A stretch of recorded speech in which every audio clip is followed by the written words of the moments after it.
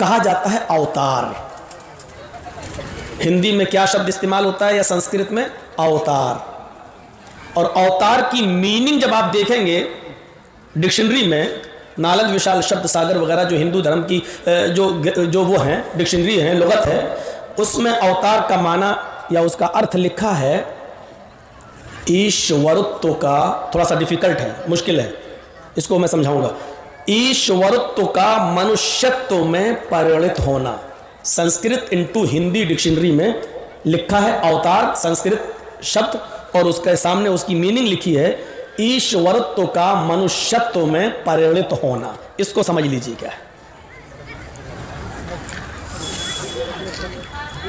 ईश्वरत्व का मनुष्यत्व में परिणित होने का मतलब क्या है? ईश्वर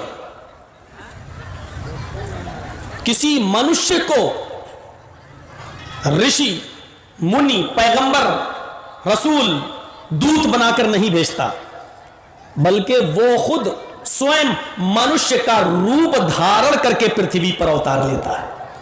यह है हिंदू धर्म के अंदर अवतार की व्याख्या। ईश्वरत्व का मनुष्यत्व में लीन हो जाना, परिणित हो जाना, यानी अल्लाह ही मनुष्य का रूप धारण करके पृथ्वी पर अवतार लेता है। वो ईश्वर ही होता है जो मनुष्य की शक्ल में दुनिया में अवतार बन के आता है। लेकिन ये कितना गलत धारणा होगी अगर इसको सही मान लिया जाए। इस एतबार से राम अवतार थे, कृष्ण अवतार थे। तो राम के पिता राजा दशरथ थे और राजा दशरथ की तीन पत्नियां थीं। उनमें एक पत्नी से राम पैदा हुए, दूसरी पत्नी से लक्ष्मण पैदा हुए। पिता दोनों के एक थे लेकिन मां अलग अलग थी। अगर थोड़ी देर के लिए मान लिया जाए कि ईश्वर ही मनुष्य का रूप धारण करके अवतार लेता है, पृथ्वी पर आता है, तो इसका मतलब यह मानना पड़ेगा कि अल्लाह को भी, ईश्वर को भी दुनिया में आने के लिए मां के पेट का सहारा लेना पड़ता है, और वजूद में आने के लिए बाप का भी सहारा लेना पड़ता है,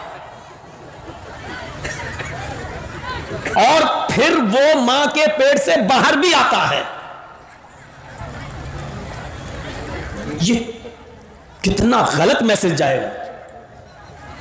फिर जब बच्चा शक्ल बन के पैदा हुआ तो इतना कमजोर कि पेशाब और लेटरीन पायखाना भी बिस्तर पे करता है और उसकी मां उसको साफ कराती है। क्या ईश्वर इतना कमजोर भी हो सकता है? भूख लगे तो रोए और मां उसको दूध पिलाए। ये सब बेबसी और कमजोरी की अलामात हैं। यही हाल कृष्ण जी का था। और कृष्ण जी जंगल में सो रहे थे।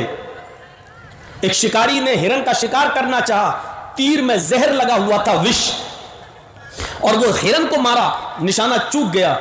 कृष्ण जी के पैर में वो तीर लगता है और उस तीर में लगे हुए जहर से कृष्ण जी की मृत्यु हो जाती है। ये हमारी किताबें नहीं कह रही हैं, आपके ग्रंथ कह रहे हैं। क्या किसी भगवान को या ईश्वर को कोई तीर मार सकता है? और अगर तीर में लगे हुए जहर से ईश्वर ही मर जाए तो फिर ईश्वर की शक्ति रह क्या जाती है?